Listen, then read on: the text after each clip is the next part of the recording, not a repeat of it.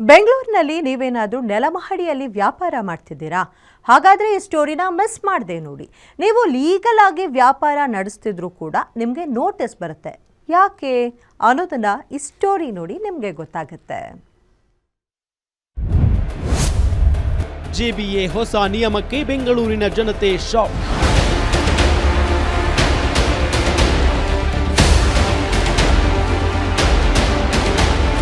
ಬೆಂಗಳೂರಿನಲ್ಲಿ ಮನೆಯ ತಳಮಹಡಿಯಲ್ಲಿ ಅಂಗಡಿ ಅಥವಾ ವಾಣಿಜ್ಯ ಚಟುವಟಿಕೆಗಳನ್ನ ನಡೆಸದಂತೆ ಜೆಬಿಎ ಕಟ್ಟುನಿಟ್ಟಿನ ರೂಲ್ಸ್ ಜಾರಿ ಮಾಡಿದೆ. ನಗರದ ನಿವಾಸಿಗಳು ಬೇಸ್ಮೆಂಟ್ನಲ್ಲಿ ಅಂಗಡಿಯನ್ನ ಇಟ್ಟುಕೊಂಡವರಿಗೆ ನೋಟಿಸ್ ನೀಡಿದೆ.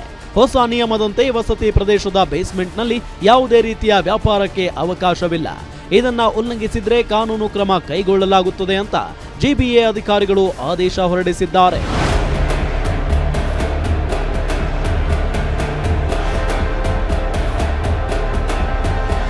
ಜೆಬಿಎ ಅಧಿಕಾರಿಗಳು ಮಾಡ್ತಿರೋ ರೂಲ್ಸ್ ಒಂದಲ್ಲ ಒಂದು ರೀತಿಯಲ್ಲಿ ಜನಸಾಮಾನ್ಯರಿಗೆ ಸಮಸ್ಯೆಗಳನ್ನ ತರ್ತಿದೆ. ಬೃಹದಾಕಾರವಾಗಿ ಬೆಳೆದಿರೋ ಬೆಂಗಳೂರಿನಲ್ಲಿ ಇಂಚು ಭೂಮಿಗೂ ಬಂಗಾರದ ಬೆಲೆ ಇದೆ. ಹೀಗಾಗಿ ಸಣ್ಣ ಪುಟ್ಟ ಸೈಟ್ ಇರುವ ಮಾಲೀಕರು ನೆಲಮಹಡಿ ಸೇರಿದಂತೆ ಅನುಮತಿ ಪಡೆದು ವಾಣಿಜ್ಯ ಮಳಿಗೆಗಳನ್ನ ಕಟ್ಟಿದ್ದಾರೆ. ಮಳಿಗೆ ಕಟ್ಟುವ ವೇಳೆ ಅನುಮತಿ ಕೊಟ್ಟು ಟ್ರೇಡ್ ಲೈಸೆನ್ಸ್ ಕೊಟ್ಟಿದ್ದ ಅಧಿಕಾರಿಗಳೇ ಇದೀಗ ಅನಧಿಕೃತ ಅಂತ ನೋಟಿಸ್ ಕೊಡ್ತಿರುವುದು ಹಲವು ಅನುಮಾನಕ್ಕೆ ಎಡೆ ಮಾಡಿ ಕೊಡುತ್ತಿದೆ.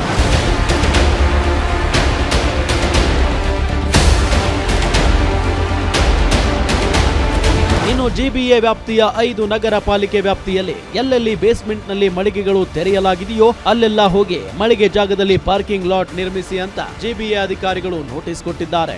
ಇದನ್ನ ಪ್ರಶ್ನೆ ಮಾಡಿದ್ರೆ ಬೆಂಗಳೂರಿನ ಟ್ರಾಫಿಕ್ ಸಮಸ್ಯೆ ಕಡಿವಾಣ ಹಾಕುವ ನಿಟ್ಟಿನಲ್ಲಿ ಈ ಕ್ರಮ ಕೈಗೊಳ್ಳಲಾಗುತ್ತಿದೆ ಅಂತ ಹೇಳಲಾಗ್ತಾ ಇದೆ. ಆದ್ರೆ ಇಷ್ಟು ವರ್ಷ ಸುಮ್ಮನಿದ್ದು ಅವರೇ ಟ್ರೇಡ್ ಲೈಸೆನ್ಸು ಕೊಟ್ಟು ಜೊತೆಗೆ ತೆರಿಗೆ ಕಟ್ಟಿಸಿಕೊಂಡು ಇದೀಗ ಅನಧಿಕೃತ ಅಂತ ಹೇಳ್ತಿರೋದು ಎಷ್ಟು ಸರಿ ಅಂತ ವ್ಯಾಪಾರಿಗಳು ಪ್ರಶ್ನೆ ಮಾಡುತ್ತಿದ್ದಾರೆ.